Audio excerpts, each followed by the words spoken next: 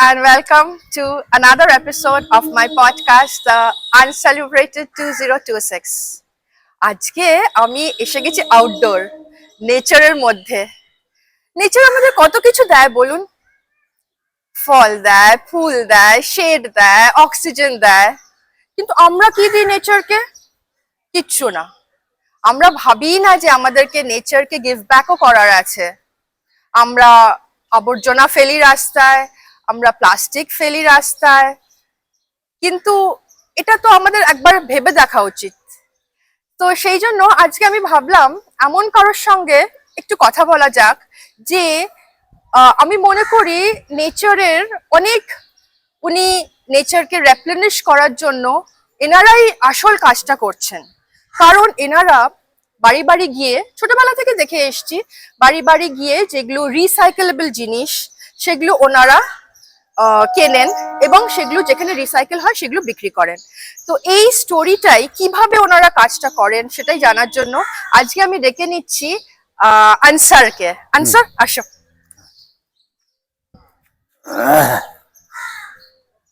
ভালো আছো? হ্যাঁ। আচ্ছা, বলুন যে এই কাজটা কতদিন ধরে করছেন? এই 40 বছর করছি। 40 বছর? হ্যাঁ। আচ্ছা, তো এটা কি মানে কিরকম ভাবে আপনি তো বাড়ি বাড়ি গিয়ে আপনার কাছ থেকে কিনে নিলাম, কিনে নিয়ে আবার আমি বিক্রি করলাম দোকানে। আচ্ছা, ওটা আমার যা 20-50 যা হলো। তো এই দোকানগুলো কোথায়? এই দোকানে আপনার চিত্তরঞ্জনের কাছে আছে, ওপারে 4 নম্বর পুলের কাছে আছে। আচ্ছা, এইসব দোকানে বিক্রি করি। তো ওনারা যে তোমার থেকে কিনে তারপর ওনারা কি করে? ওনারা নিয়ে হোলসেল আছে, হোলসেলার কাছে দিয়ে যায়। তো তারপরে জিনিসটা কি হয়? তারপরে জিনিসটা গালাই হয়। আচ্ছা, কারখানায় গিয়ে গালাই হয়, নতুন হয়ে ফের বেরিয়ে আসে। আচ্ছা, তো ভেবে দেখুন এটা রিসাইক্লিং এর জন্য কতটা ইম্পর্টেন্ট। আর এই যে আপনি যে এটা করেন, তো এতে যে প্রফিটটা হয় তো সেটা কি মানে আপনার মানে সংসার চলে? হ্যাঁ, কোনো রকম চলে যায়, ডাল ভাত চলে যাবো। আমার তো মনে হয় এখন লোকেরা একটু কমই মানে এইসব জিনিসগুলোকে দেয়, তাই না? আগে আমাদের ছোটবেলায় অনেক জিনিস আমরা জমিয়ে রাখতাম। হ্যাঁ হ্যাঁ হ্যাঁ হ্যাঁ, এখন খুব কম। আচ্ছা, কি কি জিনিস আপনি নেন একটু বলেন? আমি প্লাস্টিক নেবো, খাতা বই নেবো, লোহা লক্ষ্য নেবো, পুরনো গিজার নেবো। আচ্ছা, এগুলো সব মানে রিসাইকেল করা যায়? আচ্ছা, তো আপনারা আমরা তো কত জিনিস ফেলে দিই, আমরা অ্যাওয়ারনেসটাই আমাদের মধ্যে নেই যে কোনটা রিসাইকেল করা যায়। একটু আপনারা যখনই কোনো প্যাকেট খুলবেন, আপনাদের কাছে অনুরোধ যে প্যাকেটে পড়বেন, ওটাতে লেখা থাকে whether it is recyclable or not, reusable or not। যেমন আমরা সবাই অনলাইন শপিং তো করি রোজ, আমাদের বাড়িতে এত এত অ্যামাজনের প্যাকেট আসে, আরো যারা আছে ই কমার্স কোম্পানি ওদের প্যাকেটও আসে। যেমন আপনাকে দেখাচ্ছি যে এটা একটা ই কমার্সের প্যাকেট। এখানে কিন্তু লেখা থাকে, আপনি যদি একটু ভালো করে দেখেন ছিঁড়ে ফেলে দেওয়ার আগে, যে handle with care, recyclable and keep dry and segregate.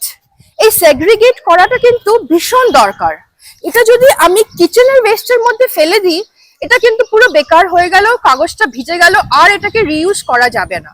তো আপনারা একটু সচেতনতা একটুখানি ছড়াবেন এবং আপনারা প্র্যাকটিস করবেন যে সেগ্রিগেশন কিন্তু আমাদের এনভায়রনমেন্টের জন্য খুব খুব ইম্পর্টেন্ট। আর এনাদের মতন যারা আসেন আমাদের বাড়িতে, তো আমাদেরকে তো এনাদেরকে থ্যাংক ইউ বলা উচিত যে এনারা এনভায়রনমেন্টের জন্য কন্ট্রিবিউট করছেন। তো আপনি যদি কিছু বলতে চান একটু বলুন আমার ক্যামেরায়।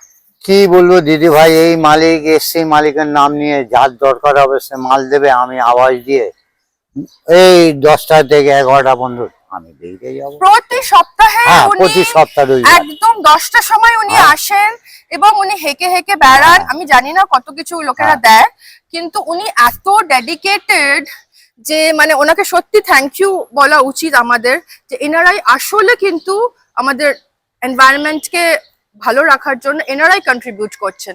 আমরা তো না দেখেই জিনিসগুলোকে ফেলে দিচ্ছি, সেগ্রিগেটও করছি না।